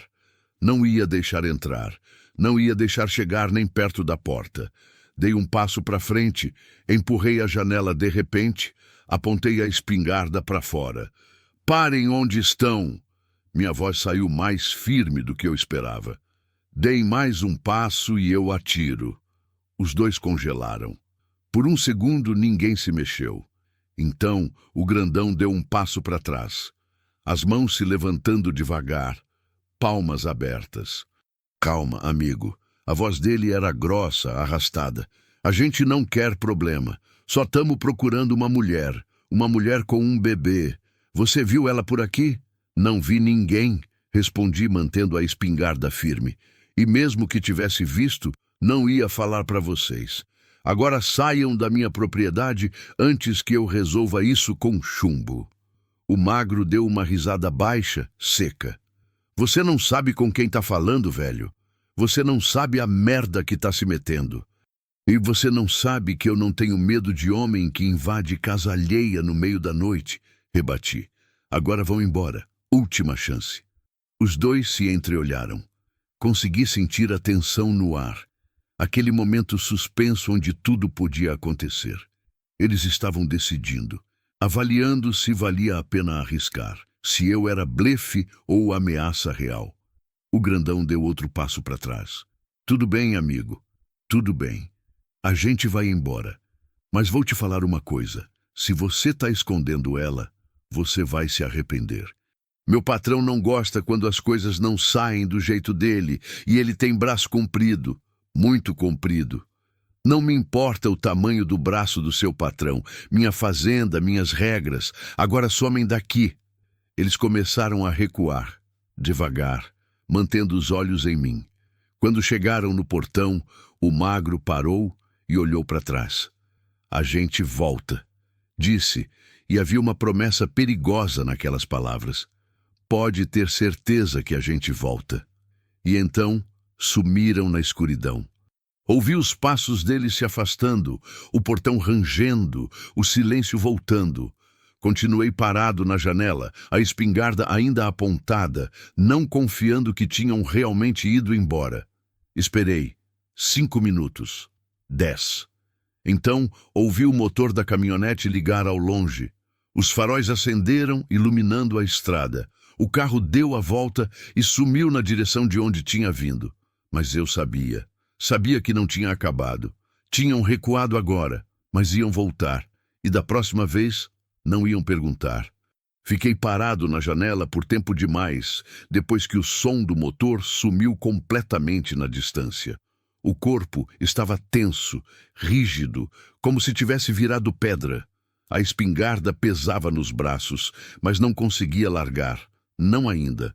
Não enquanto o sangue ainda corria quente nas veias, bombeado pela adrenalina que tinha explodido quando vi aqueles 2 homens se aproximando da casa. A escuridão lá fora parecia ainda mais densa agora, mais ameaçadora, como se escondesse perigos que eu não conseguia ver. Cada sombra podia ser alguém. Cada movimento do vento nas árvores podia ser um homem se aproximando. Minha mente estava acelerada, hipervigilante, vendo ameaças em todo lugar. Respirei fundo, forçando o ar para dentro dos pulmões, tentando acalmar. Eles tinham ido embora, por enquanto. Mas as palavras do magro ecoavam na minha cabeça. A gente volta. Pode ter certeza que a gente volta. Não era ameaça vazia. Era promessa. Ouvi um som atrás de mim e girei rápido demais, a espingarda levantando por instinto. Era Marina, parada na porta do quarto, o rosto pálido na penumbra, os olhos arregalados de medo. Segurava Miguel contra o peito com tanta força que o bebê tinha acordado e começado a resmungar. Eles foram embora? A voz dela saiu num sussurro trêmulo. Abaixei a arma devagar, soltando o ar que tinha prendido. Foram. Por enquanto. Por enquanto, ela repetiu. E não era pergunta, era constatação. Uma aceitação amarga da realidade que os dois sabíamos que era verdade. Marina entrou na sala, as pernas ainda fracas, e se sentou no sofá com cuidado. Miguel tinha voltado a dormir, o rostinho tranquilo contra o peito dela. Era impressionante como bebês conseguiam dormir através de qualquer coisa. Talvez fosse bênção. Talvez fosse instinto de sobrevivência. Quando não dá para fazer nada, melhor estar dormindo, guardando energia, esperando que os adultos resolvam o problema. Acendi o lampião de novo, a luz amarelada enchendo a sala. Consegui ver Marina melhor agora. O rosto ainda mais pálido do que antes, os lábios sem cor, as mãos tremendo. Estava em choque. O medo tinha voltado com força total, maior do que antes, porque agora não era mais abstrato. Agora tinha rostos, tinha vozes. Tinha a certeza de que estavam sendo caçados. Sentei na cadeira em frente a ela, ainda segurando a espingarda, incapaz de largá-la. Você os reconheceu? Perguntei. Eram os mesmos homens que te pegaram no brejo? Ela assentiu, uma lágrima escorrendo pelo rosto. O grandão, sim, ele estava lá. Foi ele que me amarrou, que me bateu. O outro eu não sei, não vi direito, mas se tá com ele, é da mesma laia.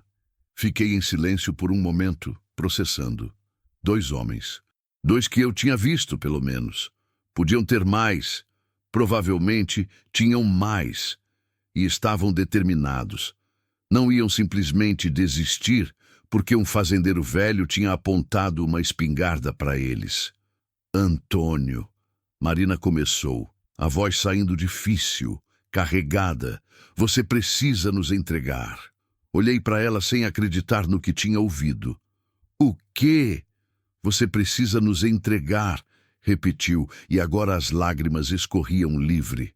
Eu não posso deixar você morrer por minha causa.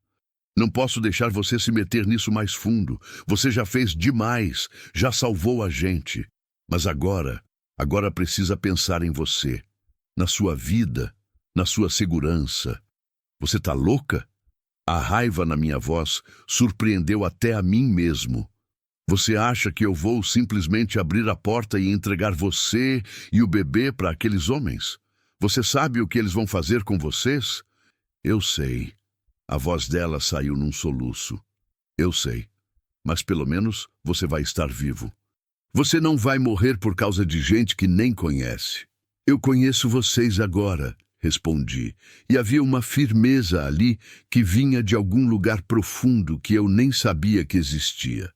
Conheço você, conheço o Miguel, e não vou deixar nada de ruim acontecer com vocês. Não enquanto eu puder impedir. Mas você não pode impedir, ela explodiu, a voz subindo desesperada. Você não entende com quem eles trabalham? Não é só 2 homens, é uma organização inteira. Gente poderosa, gente violenta, gente que não tem medo de nada. Eles vão voltar com mais gente, com mais armas e vão acabar com você. E depois vão pegar eu e o Miguel de qualquer jeito. O bebê acordou com um grito, assustado, e começou a chorar. Marina o embalou automaticamente, sussurrando palavras de conforto, mas as lágrimas dela continuavam caindo. Levantei e fui até a janela de novo, olhando para a escuridão lá fora. Ela tinha razão. Em parte. Eu era só um homem, um fazendeiro velho que vivia sozinho, que não tinha nada além de uma espingarda e coragem. O que eu podia fazer contra uma organização criminosa? Contra homens armados, treinados, sem escrúpulos? Mas então pensei no brejo, na capivara velha, protegendo aquele bebê a noite inteira. Ela também era só um animal, menor, mais fraca do que muitos predadores que podiam ter atacado. Mas tinha ficado, tinha protegido, porque era a coisa certa a fazer. E se um animal podia fazer isso, como é que eu, um ser humano, podia fazer menos? A gente precisa de ajuda, falei, ainda olhando pela janela. Não dá para fazer isso sozinho. Você tem razão nisso.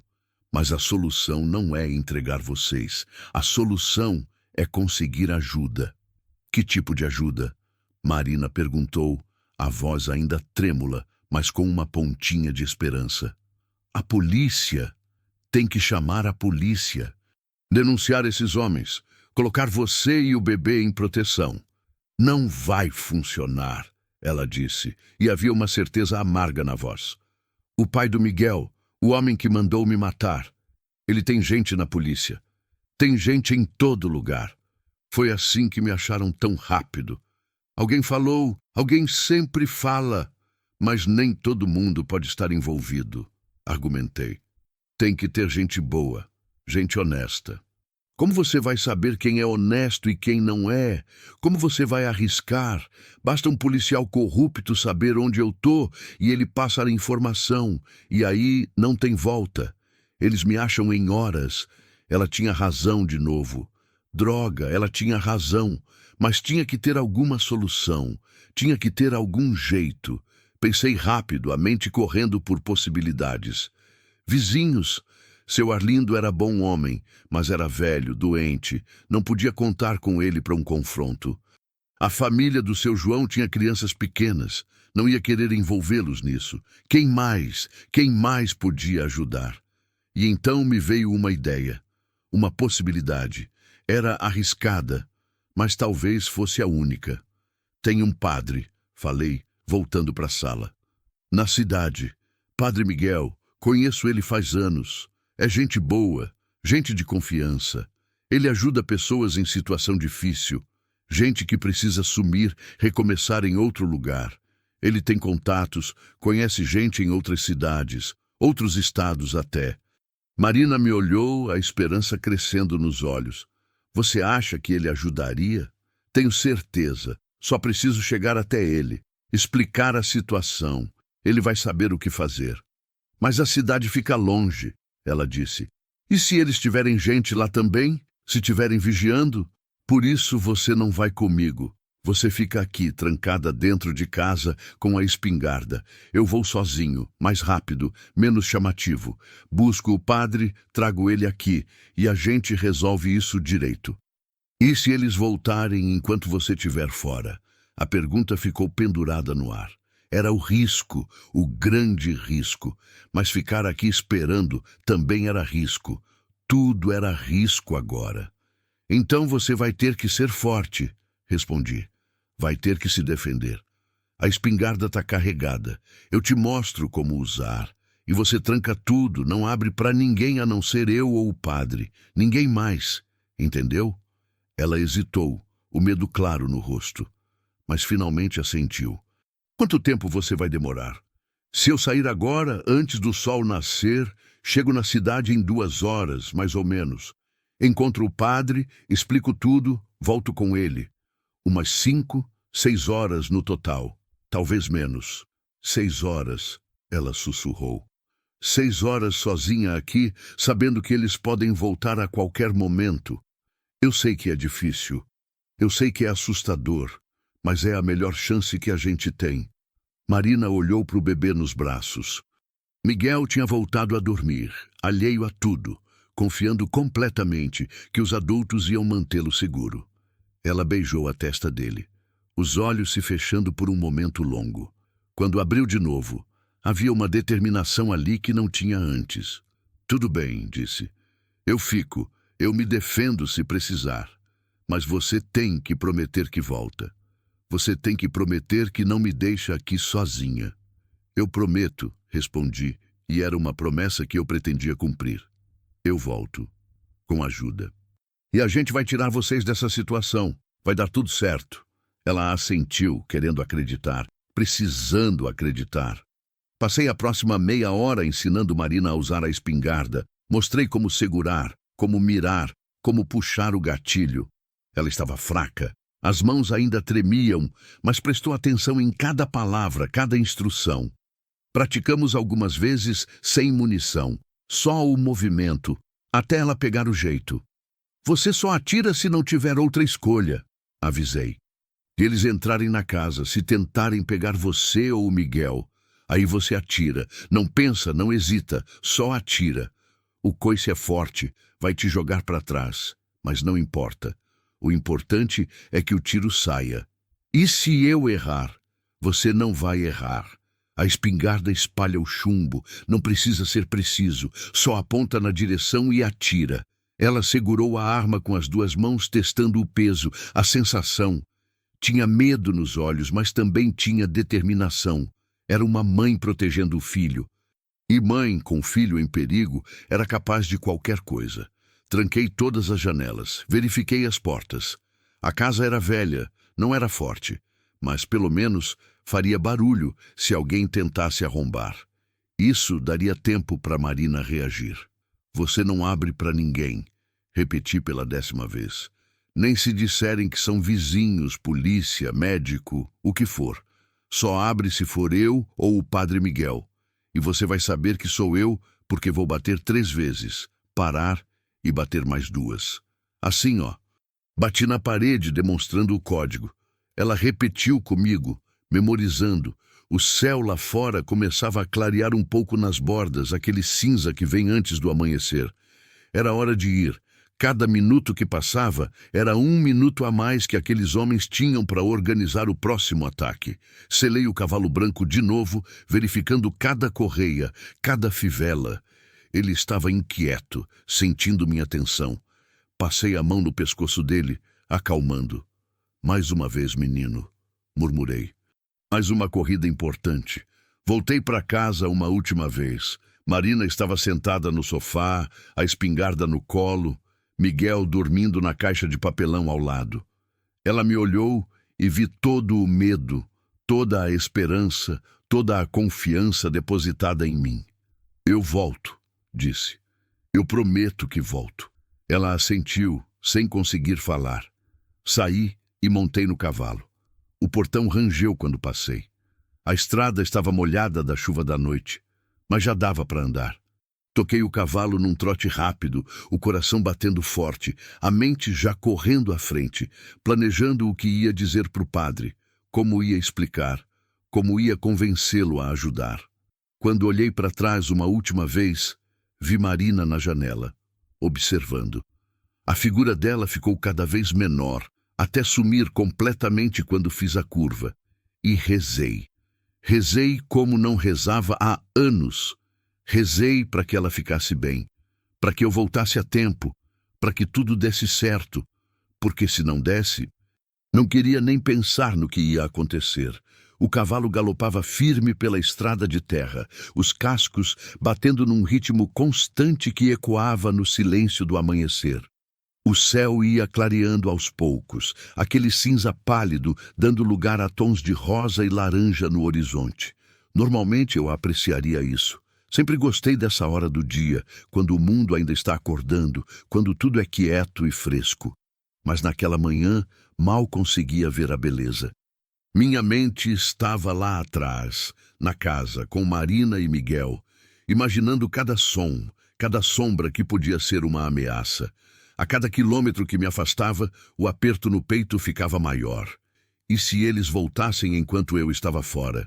E se Marina não conseguisse se defender? E se eu chegasse em casa e encontrasse... Não podia pensar assim. Tinha que confiar. Tinha que acreditar que ela ia ficar bem por algumas horas. Tinha que acreditar que estava fazendo a coisa certa. Empurrei o cavalo para ir mais rápido. Ele respondeu bem, os músculos trabalhando firme, a respiração pesada, mas controlada. Era um animal bom, forte, resistente. Já tinha me levado através de muitas situações difíceis. Mais uma não ia fazer diferença. Passei pela fazenda do seu Arlindo. A casa estava quieta, nenhum sinal de movimento ainda. Muito cedo. Continuei. Passei pelo açude onde costumava pescar quando era menino. Passei pela igrejinha abandonada na beira da estrada. Aquela que tinha pegado fogo uns 10 anos atrás. E ninguém nunca reconstruiu. Cada marco familiar me lembrava de quanto tempo eu vivia ali. De quanto conhecia cada pedra, cada árvore, cada curva daquele caminho. A cidade começou a aparecer na distância depois de quase 2 horas de cavalgada dura. Não era cidade grande, talvez 5, 6 mil habitantes. Uma rua principal com comércio, algumas ruas residenciais, uma praça com igreja no centro. Simples, pacata. O tipo de lugar onde todo mundo conhece todo mundo, onde notícia se espalha rápido. Entrei pela rua principal quando o sol já tinha nascido de verdade. Algumas pessoas já estavam nas ruas. O padeiro abrindo a porta da padaria, uma senhora varrendo a calçada, um homem carregando caixas para dentro do mercadinho. Alguns olharam para o cavalo suado, para minha cara cansada, mas ninguém disse nada. Era assim no interior. Cada um cuidava da própria vida. A igreja ficava no centro da praça, uma construção simples de paredes brancas e telhado vermelho. A casa do padre ficava ao lado, uma casinha pequena com varanda. Desmontei, amarrei o cavalo num poste e bati na porta. Ninguém respondeu. Bati de novo, mais forte. Nada. O pânico começou a subir.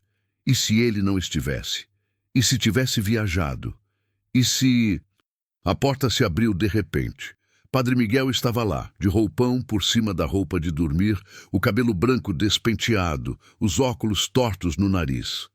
Tinha uns 70 anos, talvez mais, mas os olhos ainda eram vivos, atentos. Antônio? A surpresa era clara na voz. Que você está fazendo aqui tão cedo? Aconteceu alguma coisa? Padre, eu preciso de ajuda. Urgente. É complicado. Ele me estudou por um segundo, lendo a urgência no meu rosto, e então abriu a porta mais. Entre. Vou fazer café. Você me conta tudo. Entramos na casinha. Era arrumada, limpa, cheia de livros nas prateleiras. O padre foi para a cozinha e começou a preparar o café enquanto eu ficava ali parado, tentando organizar os pensamentos, tentando decidir por onde começar. Senta, Antônio, ele disse sem olhar. Você está parecendo que vai cair. Sentei. Só então percebi como estava cansado. Não tinha dormido nada. Tinha galopado 2 horas. O corpo estava no limite. O padre trouxe 2 xícaras de café, sentou na minha frente e esperou. Contei tudo, desde o momento que decidi cortar caminho pelo brejo, até encontrar Marina amarrada, o bebê na cesta, a capivara protegendo. Contei sobre levar eles para casa, sobre a história que Marina tinha me contado, sobre os homens que tinham aparecido no meio da noite. Não deixei nada de fora. Padre Miguel me ouviu em silêncio, sem interromper, o rosto ficando cada vez mais sério a cada frase. Quando terminei, ele ficou quieto por um tempo longo, processando tudo. Meu Deus, Antônio, disse finalmente. Você se meteu numa situação perigosa, muito perigosa. Eu sei, por isso preciso de ajuda. Marina disse que você ajuda pessoas que precisam desaparecer e começar em outro lugar. É verdade? Ele assentiu devagar. Já ajudei alguns. Mulheres fugindo de maridos violentos, pessoas com dívidas com agiotagem, esse tipo de coisa. Tenho contatos em outras cidades, outros estados. Lugares onde as pessoas podem recomeçar sem ser encontradas. Mas isso é diferente. Isso envolve crime organizado, gente perigosa de verdade. Então você não pode ajudar? Não disse isso. Ele levantou a mão. Só disse que é mais complicado. Mas sim, eu posso ajudar. Tenho um amigo em Minas Gerais, um padre também, que trabalha com abrigos para mulheres em situação de vulnerabilidade. Ele pode receber a Marina e o bebê, dar proteção, documentos novos se precisar. Mas vai levar tempo para organizar. E ela vai ter que ir embora do estado, provavelmente nunca mais voltar. Ela vai aceitar, ela só quer que o filho fique seguro. E quanto a você? O padre me olhou com aqueles olhos que pareciam ver através das pessoas. Você pensou no que vai acontecer depois? Essas pessoas sabem que ela estava na sua casa. Quando ela sumir de novo, vão culpar você. Vão achar que você ajudou. E vão voltar. A verdade daquelas palavras me atingiu como um soco. Ele tinha razão. Claro que tinha. Eu não tinha pensado nisso. Ou tinha pensado e ignorado. Mas era verdade. Mesmo que Marina e Miguel ficassem seguros, eu ia ficar para trás, na minha fazenda, sozinho. E eles iam querer respostas. Então eu lido com isso quando acontecer, respondi, mas a voz saiu menos firme do que eu queria. Antônio, você pode morrer. Você entende isso? Essas pessoas matam. É o que fazem. E eu deixo uma mãe e um bebê morrerem porque tenho medo? É isso que você está dizendo? Não, ele suspirou. Não é isso que estou dizendo. Estou só tentando ter certeza que você entende o risco, que você está fazendo essa escolha com os olhos abertos. Meus olhos estão abertos, padre, e minha escolha está feita. Eu vou proteger aquela mulher e aquele bebê. Aconteça o que acontecer comigo depois. Ele me olhou por um longo momento e então assentiu, uma expressão de respeito passando pelo rosto. Tá bom. Então vamos resolver isso direito. Vou ligar para o meu amigo em Minas, vou arranjar transporte seguro para eles. mas preciso de uns 2, 3 dias para organizar tudo. 2, 3 dias? O pânico voltou. Padre, ela não tem 2, 3 dias. Eles podem voltar a qualquer momento. Eu sei. Por isso você não vai deixar ela sozinha na sua casa. Você vai trazer ela para cá, para a igreja. Tem uns quartos nos fundos, onde ela pode ficar escondida até conseguir o transporte. Aqui é mais seguro. Eles não vão procurar numa igreja. Fazia sentido, fazia muito sentido, mas também significava colocar o padre em perigo. Padre, se eles descobrirem que você está ajudando, então descobrem. Ele deu de ombros. Eu sou velho, Antônio. Já vivi minha vida. E se vou morrer, que seja fazendo a coisa certa, protegendo quem precisa de proteção. É para isso que eu tô aqui. Senti os olhos arderem. Que tipo de mundo era esse onde homens bons como aquele padre tinham que arriscar a vida para proteger uma mãe e um bebê de outros homens que deveriam estar protegendo, não ameaçando? Obrigado, padre. Não sei como agradecer. Não precisa agradecer. Só precisa trazer ela aqui com segurança. Consegue fazer isso? Consigo. Então vai. Vai buscar ela. E vem pela estrada dos fundos, não pela principal. Menos gente vê, melhor. Terminei o café de um gole, levantei, já me dirigindo para a porta. Cada minuto contava agora. Marina tinha ficado sozinha tempo demais. Antônio. A voz do padre me parou na porta. Reza durante o caminho, reza por proteção. Deus está com vocês. Assenti, incapaz de falar, e saí correndo. O cavalo estava onde eu tinha deixado, descansando, bebendo água de um balde que alguém tinha colocado ali. Provavelmente a senhora que varria a calçada. Montei e saí em disparada, voltando pela mesma estrada, só que agora com esperança. Agora tinha um plano. Agora tinha ajuda. O sol estava alto quando passei de novo pela fazenda do seu Arlindo.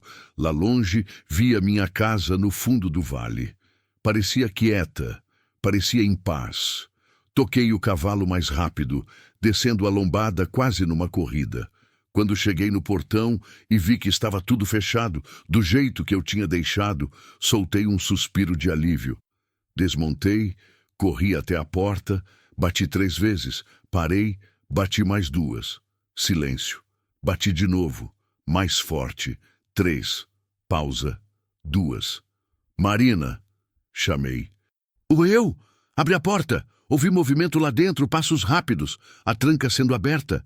A porta se abriu e Marina estava lá, o rosto pálido, os olhos vermelhos de quem tinha chorado, mas viva, viva e segura. Graças a Deus! Ela sussurrou e se jogou nos meus braços, tremendo inteira. Graças a Deus você voltou! Segurei ela, deixando que desabasse, deixando que chorasse todo o medo que tinha segurado sozinha por horas. Tá tudo bem, murmurei. Eu voltei e trouxe ajuda. A gente vai tirar vocês daqui. Vai ficar tudo bem. Miguel começou a chorar lá dentro.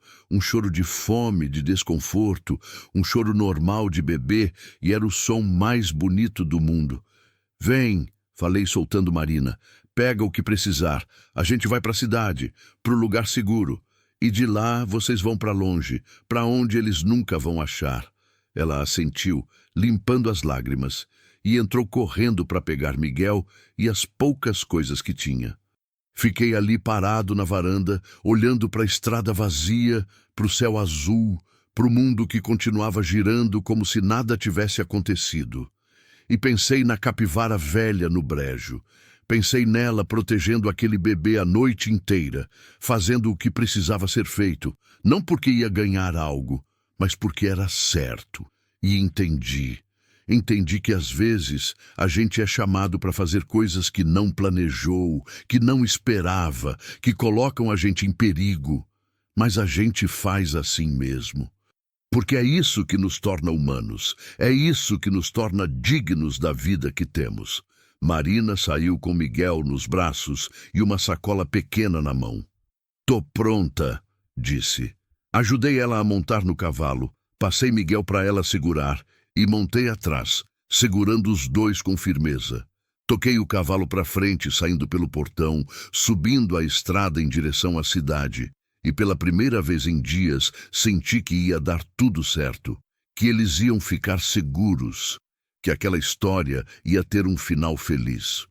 Mesmo que o meu próprio final ainda fosse incerto, mesmo que eu soubesse que aqueles homens iam voltar, não importava, porque o que importava, o que realmente importava, era que uma mãe e seu filho iam ter uma chance, iam ter uma vida.